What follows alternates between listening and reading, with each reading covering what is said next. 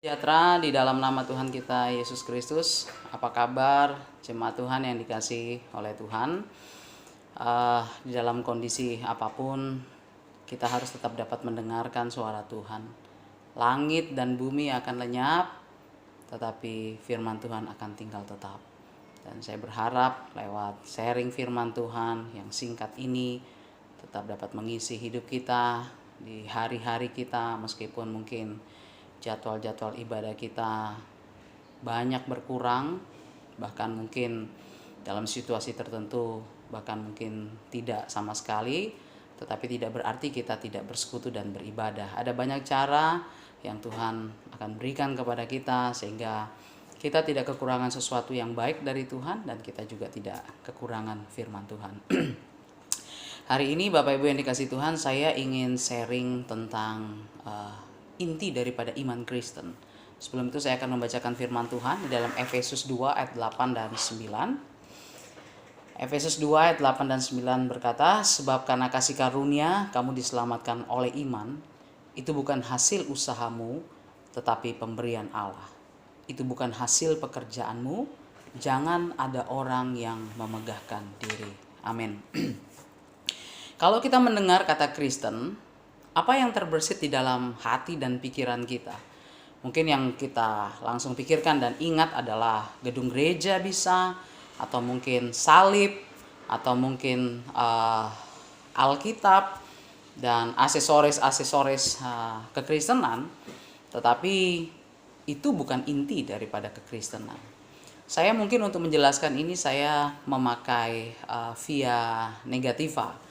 Artinya seperti contoh, untuk mengetahui A, maka kita akan cari tahu apa yang bukan A, atau untuk mencari tahu putih, kita akan cari tahu apa yang bukan putih. Nah, saya akan mulai dengan hal-hal yang sederhana.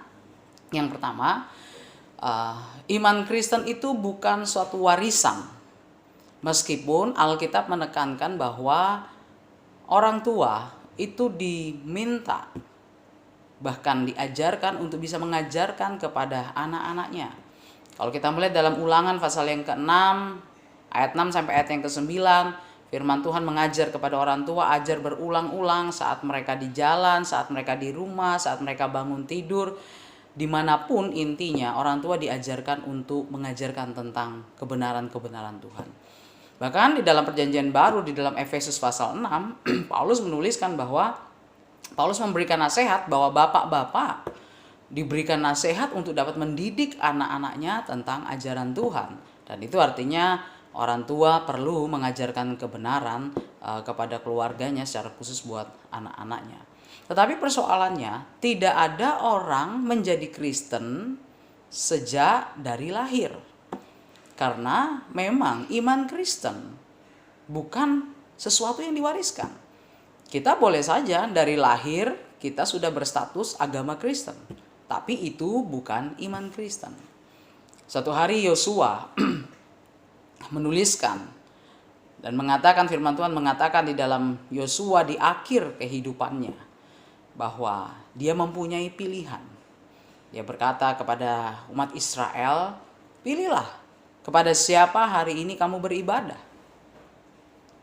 Tetapi aku dan seisi rumahku, aku akan beribadah kepada Tuhan."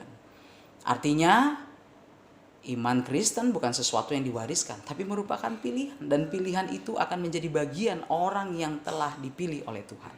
Minggu lalu kita sudah bicara tentang bagaimana orang-orang yang dipilih oleh Tuhan. Jadi, satu contoh lagi, suatu hari penjara di Filipi, Paulus menginjil kepada kepala penjara di Filipi dan menawarkan tentang Injil keselamatan. Dan kepala penjara di Filipi itu pada akhirnya menerima Kristus. Dan itu sebagai contoh bahwa iman yang dialami bukan sebuah warisan, tapi merupakan pilihan dari dalam hidupnya. Itu yang pertama. Yang kedua, kekristenan itu juga bukan tentang pengakuan iman gereja. Pengakuan iman kekristenan atau pengakuan iman gereja itu memang merupakan hal yang penting. Dan gereja-gereja juga dalam liturginya menyebutkan pengakuan iman itu sangat penting. Karena kalau kita tidak tahu pengakuan iman kita, bagaimana mungkin kita bisa mengimplementasikan atau kita bisa mewujudkan dalam kehidupan karakter kita setiap hari.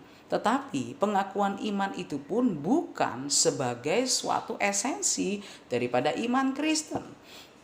Karena apa? Yakobus 2 berkata bahwa iblis pun mengaku Tuhan itu adalah Allah. Dan iblis pun gemetar dengan nama Allah. Iblis gemetar dengan nama Yesus. Tetapi iblis tidak beribadah, apalagi menyembah kepada Allah atau kepada Yesus. Jadi kita tidak boleh berhenti hanya sampai pada pengakuan iman, karena itu bukan esensi daripada iman Kristen. Kemudian yang ketiga, iman Kristen itu juga bukan sekedar peraturan-peraturan baik.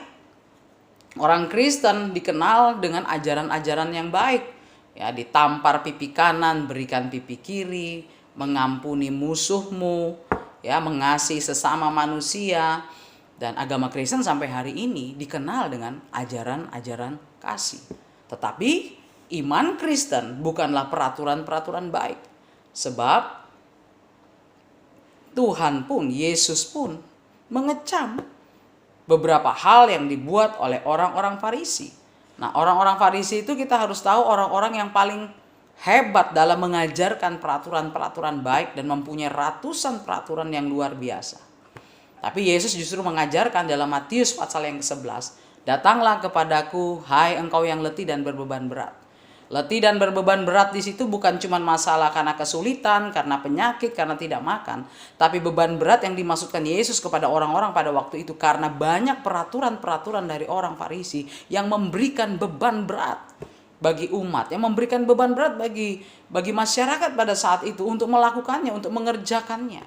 Dan Yesus mempunyai standar yang lain bahwa datanglah kepadaku, engkau yang letih letu, berbeban berat.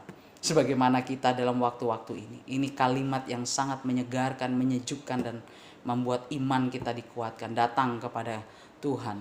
Hai engkau yang letih lesu berbeban berat, karena apa yang diizinkan Tuhan, segala sesuatu yang ada dalam kontrol dan kendali Tuhan, tidak akan pernah melewati batas kekuatan kita.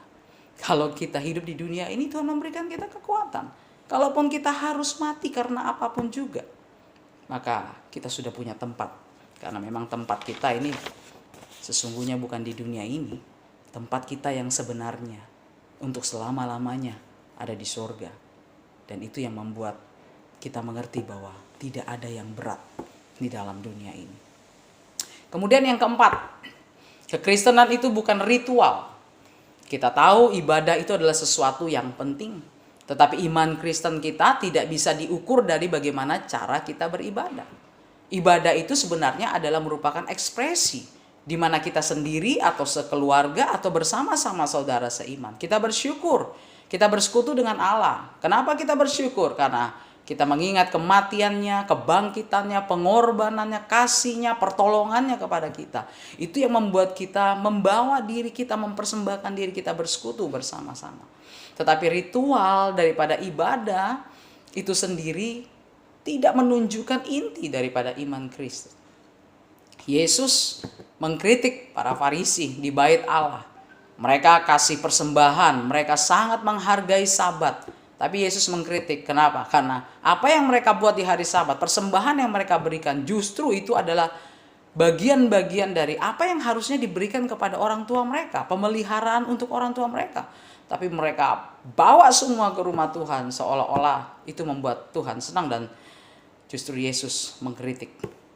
Dalam Yesaya pasal 1, dalam Amos pasal 5, Yesus juga menegur orang-orang Yahudi yang waktu itu mereka hidup dengan menghormati semua peraturan-peraturan. Mereka juga melakukan korban, mereka menghargai hari Sabat. Tapi Tuhan bilang, kamu itu jahat. Ya, perayaan-perayaanmu itu Tuhan bilang menjijikkan.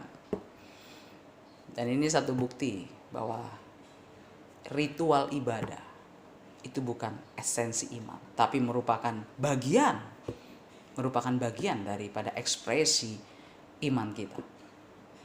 Jadi apa itu inti iman Kristen? Jadi inti iman Kristen adalah kekristenan itu sendiri tidak bisa dipisahkan dari kehidupan Kristus itu sendiri. Sekali lagi, kekristenan itu tidak bisa dipisahkan dari kehidupan Yesus itu sendiri. Kalau kita baca dalam Kisah Rasul pasal yang ke-11, di sana adalah asal mula di mana murid-murid Kristus disebut Kristen. Murid-murid Kristus disebut Kristen karena mereka, orang-orang di sekeliling itu melihat bahwa mereka mengikuti Kristus. Mereka mengikuti tata cara, mereka mengikuti cara kehidupan Kristus. Apakah itu merupakan statement dari kalangan kaum Kristen sendiri, pengikut Kristus, ataukah itu dari luar? Kita tidak tahu pasti, tetapi yang jelas itu sebutan bagi murid-murid Kristus karena mereka mengikuti cara dan pola kehidupan Kristus.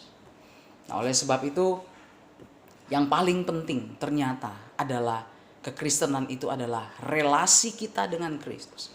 Anda boleh saja punya jabatan sebagai pendeta, sebagai diaken, sebagai majelis, sebagai guru sekolah minggu, sebagai apapun yang bisa membuat Anda dapat dilihat oleh banyak orang dengan berbagai macam karunia. Tapi sekali lagi, esensi iman Kristen adalah relasi pribadi kita dengan Kristus. Dan relasi itu bisa dibangun dimanapun.